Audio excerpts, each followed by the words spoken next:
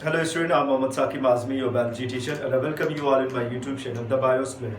तो स्टूडेंट, पिछले वाले लेक्चर में हमने एक्सक्रीशन के बारे में समझा और एक्सक्रीटरी सिस्टम के बारे में समझा कि एक्सक्रीटरी सिस्टम है क्या, कि वो एक सेट ऑफ ऑर्गन है जो एक्सक्रीशन के काम को बहुत ही एफिशिएंटली परफॉर्म करता है। और हमारी बॉडी में एक्सक्रीशन के लिए कुछ एक सेट ऑफ ऑर्गन हमने बना दिया था, इस तरह डायग्राम बनाया हुआ था आपका।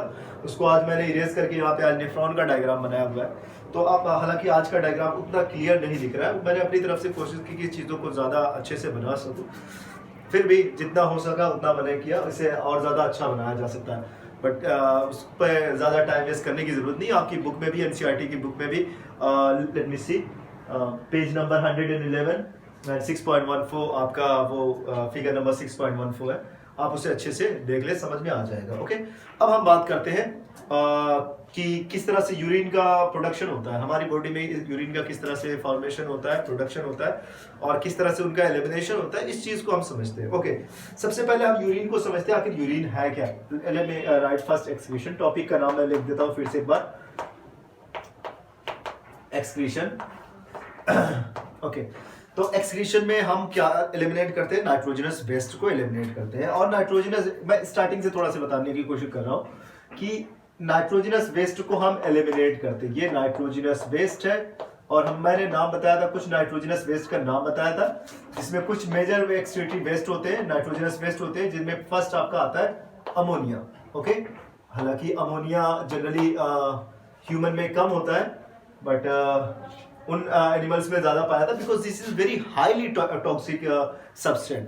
और ये ज्यादातर एक्वेटिक एनिमल्स में पाए जाते हैं, जिनके पास वाटर अवेलेबिलिटी ज्यादा होती है, तो उनके अंदर ये ammonia as a toxic material आपका देखा जाता है। बट अगर ह्यूमन में देखा जाए, ह्यूमन में जो मेन एक्सक्रीटरी प्रोडक्ट होता है वो होता है यूरिया। यूरिया आपका मेन एक्सक्रीटरी प्रोडक्ट है। और कुछ जो डिजर्ट में रहने वाले, जो आपके डिजर्ट में पाए जाने वाले एनिमल्स होते हैं, स्पेशली लिजर्ड हो गया, कैमल हो गया, उनके अंदर आपका क्या देखा जाता है, यूरिक एसिड। और uric acid as compare to urea and ammonia, this is actually least toxic nitrogenous base. सबसे कम toxic nitrogenous base uric acid होता है। That by elimination of uric acid much more easier than ammonia and urea. तो ammonia और urea से अगर compare करें तो यूरिक एसिड का जो एलिमिनेशन है ये ज्यादा आसान होता है। कम वाटर की रिक्वायरमेंट होती है इनको डाइल्यूट करने के लिए, इनका जो कंसंट्रेशन लो करने के लिए हमें बहुत थोड़े से वाटर की जरूरत पड़ेगी। कम वाटर की हेल्प से ही हम इसे बॉडी से बाहर निकाल देंगे। बट हमारी बॉडी में जो मेजर एक्सक्रीटरी प्रोडक्ट है वो यूरिया। हालांकि ऐसा नहीं है कि हमारी बॉडी में अमोनिया नहीं पाया था, हमारे जो यूरिन होता है उसमें अमोनिया नहीं होता। हमारे यूरिन में अमोनिया भी होता है, यूरिक एसिड भी होता है, but major portion of urine is means जो यूरिन में जो major portion of nitrogenous waste होता है वो यूरिया होता है। ओके, आई होप कितना समझ में आ गया। अब ये यूरिया जो बना हुआ है, ये यूरिया का फॉर्मेशन कहां पे हुआ, थोड़ा सा इस चीज को समझते हैं। ये आपके एनसीईआरटी में दिया नहीं है, बट इस चीज को समझते हैं। यूरिया एंड अदर साल्ट, कुछ मैटर होते हैं जो हमारी बॉडी में एक्स्ट्रा हो जाते हैं, उनको हम बॉडी से बाहर निकाल देते हैं। क्योंकि यूरिया जो है, यूरिक एसिड, अमोनिया, ये सब के सब डाइल्यूट फॉर्म में होते हैं, डिसॉल्व फॉर्म में होते हैं। इनको हम एक्सहेल नहीं कर सकते क्योंकि गैसियस फॉर्म में है नहीं। एक्सहेल करके हम रेस्पिरेशन के टाइम पे हम बाहर नहीं निकाल सकते, ब्रीदिंग के टाइम पे हम बाहर नहीं निकाल सकते। तो इनको क्या करना पड़ेगा, इनको एक डिसॉल्व फॉर्म में ही बाहर निकाला जा सकता है। और डिसॉल्व फॉर्म में बाहर निकालने के लिए हमारे पास एक्सक्रीटरी प्रोडक्ट। तो इसमें हम क्या करेंगे, ऐड करेंगे। क्या ऐड करेंगे हम इसमें, ऐड वाटर को हम इसमें ऐड कर देंगे। ओके, जब हम वाटर को ऐड करेंगे तो यूरिया जो है ये यूरिन में कन्वर्ट हो जाएगा। ओके, तो वाटर एडिंग का काम या यूरिन फॉर्मेशन का काम तो हमारी किडनी में होगा। सॉरी, वहां पे किडनी बनी नहीं है, तो पिछले वाले लेक्चर में बनी हुई थी। ओके, किडनी में होता है, लेकिन ये यूरिया का फॉर्मेशन कहां पे हुआ, तो ये इंपॉर्टेंट चीज है थोड़ा से, बट एनसीईआरटी में दिया नहीं है। बट समझने के लिए मैं यहाँ पे आपको एक बार समझाने के लिए एक बार मैं यहाँ पे बता दे रहा हूँ, थोड़ा सा आसान हो जाएगा। ये एक्चुअली होता है लिवर में, इनका फॉर्मेशन होता है। तो जो अमोनिया होता है या फिर जो आपका अमीनो एसिड जो होता है, उनका डीएमिनेशन होता है, वो ब्रेक करते हैं, आपका अमोनिया प्रोड्यूस होता है। NH3 2 NH3 प्लस CO, ये सब मिलके क्या बना लेते हैं, NH2 CO NH2। Okay, NH2CO NH2 ये प्रोड्यूस होता है आपका, अगर इस तरह से देखा जाए तो सेंटर में इसको कर देता हूँ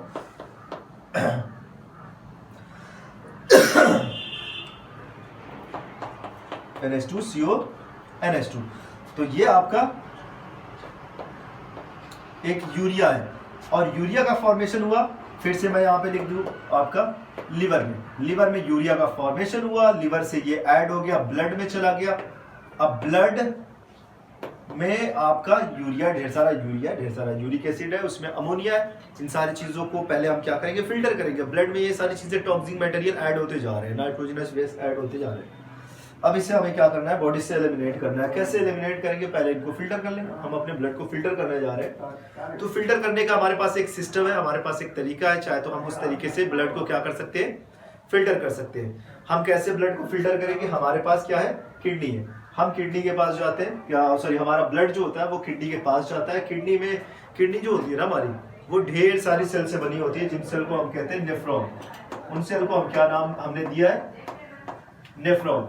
ढेर सारे ट्यूब लाइक स्ट्रक्चर होते हैं जिनका नाम आपका क्या है, नेफ्रॉन है। और ये नेफ्रॉन का फंक्शन आप देख लें, या फिर किडनी का फंक्शन। किडनी का सिंपल सा फंक्शन है, this is the filter part of our body. ये वो पार्ट होता है, या फिर हमारी बॉडी का फिल्टर है। हमारी बॉडी में ब्लड को फिल्टर करने का काम कहाँ पे होगा, किडनी में होगा। सारा का सारा ब्लड कहाँ पे जाएगा, किडनी के पास जाके किडनी उसमें ढेर सारे जो नाइट्रोजनस वेस्ट है, जो साल्ट है, जो आपका ग्लूकोज है, सारी चीजों को फिल्टर करने का। देखो ब्लड इस रास्ते से मान लेते इंटर हुआ किडनी में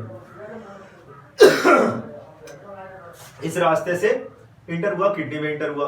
अब वहां पे किडनी की हर सेल जिसका नाम नेफ्रॉन है, ये काम करना शुरू कर देती है। इस पार्ट को हम कहते हैं ग्लोमेरुलस, और इस जो एक कप लाइक शेप होता है उसको हम बोमिन कैप्सूल कहते हैं। तो बोमिन कैप्सूल में ग्लोमेरुलस पाया जाता है, जिसको जो वेब ऑफ आर्टरी होती है उसमें पाया जाता है। तो ब्लड इस रास्ते से आया, इसके अंदर पहुंचा ग्लोमेरुलस के अंदर। उसके बाद जो आपका ब्लड होता है वो फिल्टर कर लिया जाता है।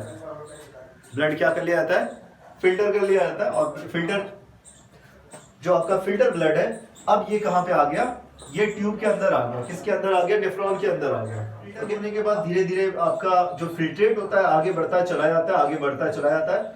उसके बाद तो पहले काम क्या हुआ किडनी में, देखो सबसे पहले मैं यहाँ पे थोड़ा सा लिख दूं, किडनी में आपका क्या हुआ, यूरिया का फिल्ट्रेशन हो गया। यूरिया, वाटर और सारी चीजें साथ साथ में क्या होता है, चलो जैसे यूरिया है, वाटर है, अमोनिया है, अमीनो एसिड है ना, अमीनो एसिड है,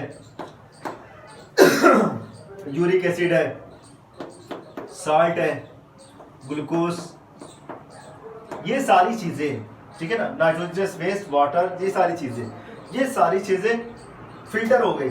ये फिल्ट्रेट के अंदर है, ये सारी चीजें आगे बढ़ी जा रही है, आप आगे बढ़ती हुई चली जा रही है। अब यहाँ पे पहुंचने के बाद क्या हुआ, ओके, यहाँ पे जब ये पहुंची सारी चीजें जब यहाँ पे पहुंची तो इनको वापस रीअब्सॉर्ब कर लिया गया, एक्सेप्ट आपका यूरिया और कुछ अमाउंट ऑफ वाटर जो है वो छोड़ के बाकी सारी चीजों को क्या कर लिया गया, रीअब्सॉर्ब कर लिया गया। ज्यादातर वाटर को रीअब्सॉर्ब कर लिया, मोर देन 90% वाटर को रीअब्सॉर्ब कर लिया गया, अमीनो एसिड को रीअब्सॉर्ब कर लिया गया, साल्ट को रीअब्सॉर्ब कर लिया गया, ग्लूकोज को रीअब्सॉर्ब कर लिया गया। मतलब वापस इसमें से आपके नेफ्रॉन से वापस ब्लड में सारी चीजें वापस जाके मिल गई। तो जो इनका कंसंट्रेशन होता है घट जाता है, और इस तरह से वाटर का थोड़ा सा और एडिंग ज्यादा हो जाती है। ऑलमोस्ट आपकी किडनी जानते हो, तो ऑलमोस्ट आपके दिन भर में 180 लीटर के आसपास ये क्या करती है, ब्लड को फिल्टर करती है। 180 लीटर ब्लड को फिल्टर करती है, बहुत बड़ा अमाउंट होता है ब्लड को फिल्टर करने का। इतना फिल्ट्रेट बनता है एक्चुअली किसके अंदर, किडनी के अंदर बनता है। बारी बारी बनता है, एक बार में कुछ ग्राम बना, उसके बाद कुछ ग्राम, बट दिन भर में वो 180 ml 180 लीटर वो फिल्ट्रेट का फॉर्मेशन करती है। लेकिन सबसे बड़ी बात ये होती है कि ये जो फिल्ट्रेट आपका दिख रहा है यहाँ पे, ये फिल्ट्रेट रीअब्सॉर्ब हो जाता है ऑलमोस्ट 178 to 179 लीटर रीअब्सॉर्ब हो जाता है, जिसमें आपका water, amino acid, salt, glucose और भी कुछ चीजें वो रीअब्सॉर्ब कर ली जाती है। और बचता है आपका कितना, 1 to 2 लीटर फिल्ट्रेट, तो वही जो फिल्ट्रेट होता है वो यूरिन की फॉर्म में आप उसे बाहर निकाल देते हैं। ये सारी चीजें थे, वो ग्लोमेरुलस से स्टार्ट हुआ, ये नीचे होते होते होते होते चला जा रहा है और लास्ट में आके कलेक्टिंग डक्ट में गया, कलेक्टिंग डक्ट से यूरिनरी ब्लैडर में गया, यूरिनरी ब्लैडर से वो कहाँ पे पहुंचता है, आपका यूरिनरी ब्लैडर में गया, यूरिनरी ब्लैडर से वो पहुंचेगा आपका अब जब, क्योंकि यूरिनरी ब्लैडर जो होता है वो मस्कुलर स्ट्रक्चर होता है, आप देख ले पिछला वाला डायग्राम मैंने बनाया था उसको देखें यूरिनरी ब्लैडर को, तो यूरिनरी ब्लैडर जो होता है वो मस्कुलर होता है और वहाँ पे आपकी कौन सी मसल्स होती है, वहाँ पे आपकी वॉल्यूंटरी मसल होती है, that is control in our brain, और हम जब चाहते हैं तो वो ओपन होता है और उसके बाद हमारा जो यूरिन जो पहले से इकट्ठा हो गया उसका कलेक्शन हो गया, वो आसानी से वो बॉडी से बाहर निकाल दिया जाता है थ्रू यूरेथ्रा के थ्रू से बॉडी से बाहर एलिमिनेट कर दिया जाता है। तो ये जो प्रोसेस है पूरी बॉडी से बाहर निकालने का प्रोसेस कुछ इस तरीके से होता है। मे बी अगर कोई चीज़ इसमें से ऐसी हो जो ना समझ में आई हो तो आप ज़रूर मुझे बताएं। ओके, तो सारी चीज़ों को अच्छे से पढ़ें और इस चीज़ को एक बार फिर से मैं बता दे रहा हूँ, यूरिया को मैं बता दे रहा हूँ कि यूरिया का फॉर्मेशन लिवर में होता है, ये यहाँ पे लिवर में, तो यूरिया का फॉर्मेशन लिवर में हुआ, जिसका फार्मूला है NH2CO NH2 और ये उसका स्ट्रक्चर है। चलो, और इसके फॉर्मेशन के जो प्रोसेस को हम यूरिया साइकिल कहते हैं। एक्चुअली ये लिवर की सेल में माइटोकॉन्ड्रिया और साइटोसोल की हेल्प से ये होता है जिसमें यूरिया का फॉर्मेशन होता है। ओके, ये यूरिया का फॉर्मेशन को हम यूरिया साइकिल भी कहते हैं, इस प्रोसेस को यूरिया साइकिल भी कहेंगे, और निथिन साइकिल भी कहा जाता है, और जिनिन साइकिल भी कहा जाता है, या क्रेब हेंसलेट साइकिल भी कहते हैं, जो 1932 में इन दोनों साइंटिस्ट ने दिया था, इसलिए इसका नाम क्रेब हेंसलेट साइकिल भी कहा जाता है। इसको क्रेब हेंसलेट साइकिल भी इसको कहा जाता है, साइकिल भी इसको कहा जाता है, जिसे 1932 में इसको दिया था। मे भी स्पेलिंग थोड़ा बहुत आगे पीछे हो सकती है, तो इस चीज को आप अच्छे से देख लें। यूरिया का फॉर्मेशन लिवर में, बट यूरिन का फॉर्मेशन कहाँ पे होता है, किडनी में होता है। आई होप कि आप लोगों को इतना समझ में आ गया, सारी चीज़ों को अच्छे से पढ़े। ये आपका ह्यूमन में एक्सक्रीशन का काम का जो चैप्टर लेक्चर था कंप्लीट हो गया। मैं सारे और अब जो आपका बचा हुआ है प्लांट एक्सक्रीशन के बारे में बचा हुआ है, प्लांट एक्सक्रीशन को खत्म करते हैं, चैप्टर कंप्लीट होगा, फिर हम हेरिडिटी में एंटर करेंगे और चीज़ों को अच्छे तरीके से समझने और एक्सप्लेन करने की वहाँ पे कोशिश की जाएगी। ओके, तो आज के लेक्चर बस इतना ही। Thank you. सब्सक्राइब करें मेरे चैनल को, शेयर करें और अपने दोस्तों को भी शेयर करें और उनसे भी सब्सक्राइब करने को और शेयर करने को बोले, ताकि जल्दी से जल्दी कम से कम 1K का तो आंकड़ा पूरा हो जाए। Thank you so much.